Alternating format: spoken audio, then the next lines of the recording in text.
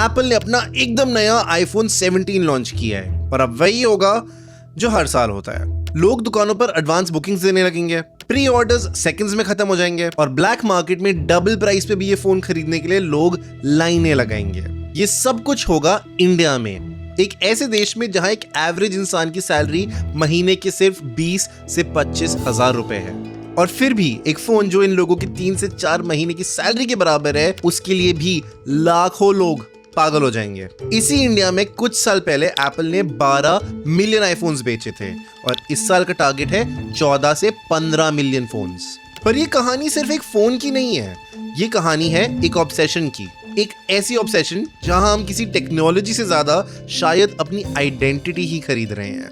पर सवाल ये है कि हम इतना सब कुछ क्यों कर रहे हैं सिर्फ एक फोन के लिए? आइए जानते हैं इस वीडियो में, जो हम बना पा रहे हैं thanks to the 01 media network. अगर आपको ऐसी ही और सोचने पर मजबूर करने वाली वीडियोस चाहिए तो सब्सक्राइब करना मत भूलना। मैं हूं अंगद कहाई सिंह और आप देख रहे हो wire.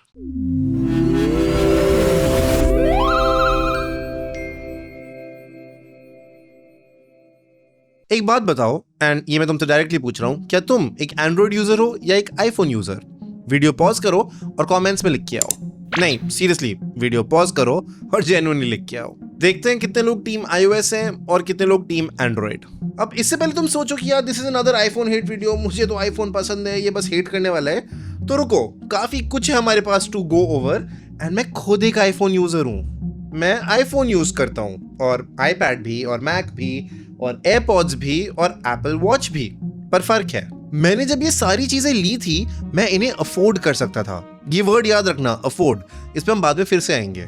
But when I bought them, I bought all these things as tools. काम के लिए खरीदे थे, स्टेटस के लिए नहीं, शो ऑफ के लिए नहीं, मोस्टली प्रोफेशनल नीड्स के लिए। ये जो फोन मैं यूज कर रहा हूँ ये 4 साल पुराना है। मेरा पिछला मैकबुक मैंने 6 साल चलाया था। ये घड़ी 8 साल पुरानी है। तो मेरी पूरी कोशिश रहेगी कि मैं दोनों साइड की कहानी इस वीडियो के थ्रू जस्टिफाई कर पाऊं। बट हाँ, नया आईफोन आया है एंड एट दिस पॉइंट लाखों इंडियंस अपने इस साल का सबसे बड़ा फाइनेंशियल डिसीजन प्लान कर रहे हैं। But unfortunately most of them don't see the full picture.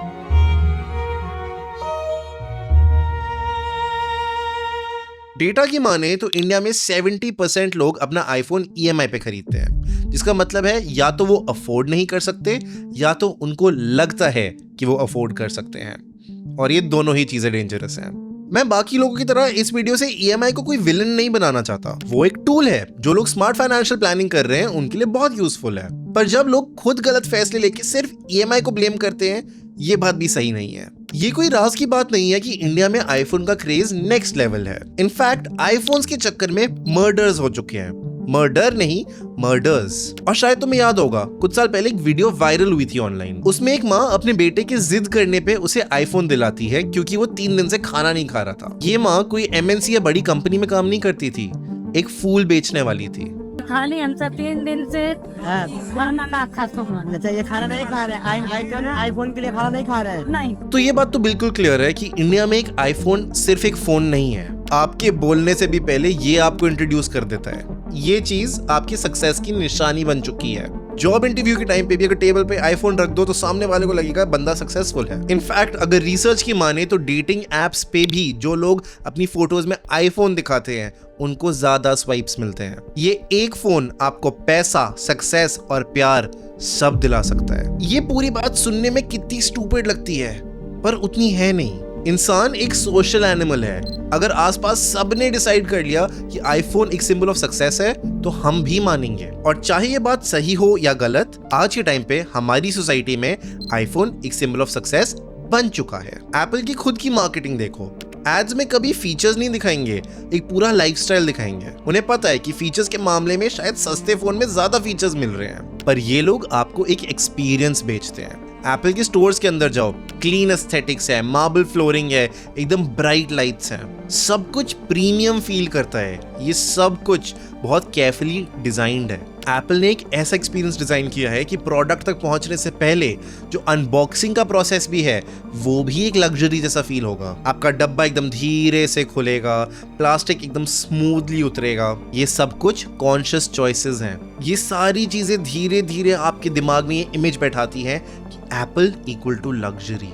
और इस सब के बाद जहां देखो वहां आईफोन दिखेगा, सोशल मीडिया पे, मूवीज में, दोस्त के हाथ में, यहां तक कि जो आपके दोस्त एंड्रॉइड भी यूज करते हैं वो भी आईफोन का रिंगटोन लगा के घूम रहे हैं। तो ये सब के होते हुए very naturally an iPhone become something that everyone wants. कमाल की बात यह है कि हर साल लोग एप्पल की इकोसिस्टम में पहली बार घुसते हैं, not by buying the latest phone but by buying an older phone, may be refurbished. नया फोन 80,000 का होता है, 3 साल पुराना फोन 20-25 हजार का, and honestly pretty much same he experience होता है। तो ये तो स्मार्ट डिसीजन हुआ ना, एप्पल भी मिल गया और पैसे भी बच गए। वेल, इसको इस तरीके से देखो, इस पुराने फोन को चलाते चलाते आपको पता चलेगा कि आपके फोन में कुछ नए वाले फीचर्स मिसिंग है जो आपको चाहिए। उसी के साथ साथ आपको शायद गाने सुनने के लिए ईयरफोन्स चाहिए, एंड एयरपॉड्स ये तो लोगे, एप्पल के साथ थोड़ी ना यूज करोगे कोई नॉर्मल ब्लूटूथ वाले। फिर आपके फोन में स्टोरेज खत्म हो जाएगी तो iCloud भी तो लेना पड़ेगा, और फिर देखते ही देखते आपका सस्ता सा आईफोन बन जाता है the first step into a series of expenses. IPhone सिर्फ शो ऑफ के लिए है, ये स्टेटमेंट गलत है। जेन्युइनली काफी अच्छी चीजें भी हैं। एप्पल का इकोसिस्टम एक्चुअली बहुत स्ट्रांग है। आईफोन पे वीडियो बना सकते हो और एक बटन दबाते ही बिना किसी केबल से वो आपके मैक पे चला जाता है। अगर एक डिवाइस पे कुछ टेक्स्ट कॉपी करते हो तो दूसरे पे भी पेस्ट कर सकते हो, और अगर एयरपॉड्स यूज करते हो तो एक बारी में इन सारे डिवाइसेस से कनेक्ट हो जाता है। तो when this works it's amazing. तो ओवरऑल एक एंड यूजर को एक बहुत स्मूथ एक्सपीरियंस मिलता है। फिर बात करते हैं कैमरा क्वालिटी की। कोई सरप्राइज नहीं है कि आईफोन से कैमरास अच्छे हैं। इनफैक्ट मोस्ट लोग जो आईफोन खरीदते हैं वो यही रीजन देते हैं कि कैमरा की वजह से लिया। इमेज क्वालिटी, स्किन टोन, लो लाइट परफॉर्मेंस सब कुछ बहुत अच्छा है। एंड जहां आई माइट एडमिट कि दूसरी कंपनीज में शायद इससे बेटर फोटो परफॉर्मेंस मिल जाए, वीडियोस के टर्म में आईफोन स्टिल डोमिनेट्स। तो इसी चक्कर में व्लॉगर्स एंड कंटेंट क्रिएटर्स के लिए ऑलमोस्ट एक मस्ट हैव बन जाता है ये। Even as of today Instagram simply works better on an iPhone. तो अगर आप रील्स बनाते हो, you'll be guaranteed a good experience in terms of content creation and posting it. इस सब के ऊपर iOS आपको 5 साल तक के अपडेट्स भी देता है, and it is more secure and private. Apple FBI तक को डेटा नहीं देता है, और इस सब के ऊपर resale is another very strong advantage. आज एक 80,000 का आईफोन खरीदो, आज से 2 से 3 साल बाद you can still sell it for 40-50,000. वहीं अगर एक टक्कर का अच्छा एंड्रॉइड फोन खरीदो 1 लाख रुपए का आज, तो शायद अगले साल भी उसका आधा प्राइस ना मिले। इस हिसाब से अगर आप अपने फोन की पर ईयर यूजेज कॉस्ट निकालो तो आईफोन कभी कभी सस्ता पड़ता है। तो हाँ, आईफोन जेन्युइनली एक अच्छा प्रोडक्ट है, but you need to decide for you is it a tool or just something you want to show of.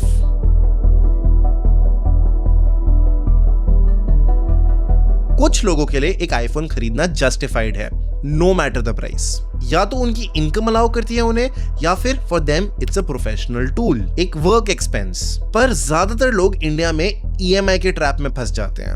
Apple और बैंक्स मिलके एक नो कॉस्ट ईएमआई का जाल बिछाते हैं। आपको लगता है मैं 80,000 का फोन थोड़ी ना खरीद रहा हूँ, मैं तो महीने की 3-4 हजार दे रहा हूँ, और ये ऐसे ही एडवर्टाइज करते हैं, not the MRP but the monthly cost. पर रियलिटी में प्रोसेसिंग फीस होती है, इन्फ्लेटेड एमआरपीज होते हैं, इंश्योरेंसेस होते हैं, ये सब कुछ छुपा दिया जाता है और आपका प्राइस एक्चुअली बढ़ जाता है। और ये सब कुछ करके आप एक आईफोन खरीद तो लोगे, but very soon you'll want a new one. ज्यादातर एप्पल यूजर्स अपने आईफोन को 1 से 2 साल में बदल लेते हैं। इसका मतलब ये है कि ज्यादातर लोग अपना फोन पूरा ओन भी नहीं कर पाते। अभी जो लोग आईफोन 17 लेने के सपने देख रहे हैं, शायद उनमें से कई लोग अभी भी आईफोन 15 की ईएमआई भर रहे हैं। ईएमआई सुनने में अच्छा लगता है, सारे पैसे अभी क्यों दे, तोड़ तोड़ के दे देंगे। पर मान लो अगर सैलरी ही बंद हो गई तो? नहीं, सीरियसली ये कोई फैंटेसी नहीं है, ये एक बहुत रियल चीज हो सकती है। पैंडेमिक याद है क्या हुआ था तब? या फिर जब कंपनीज ले ऑफ कर देती हैं, या सैलरी कट कर देती है, या फिर अनफॉर्चुनेटली आप मेडिकली काम करने लायक ही ना बचो। इस सब के चलते हुए ईएमआई का साइकिल सबसे बड़ा बर्डन बन जाता है।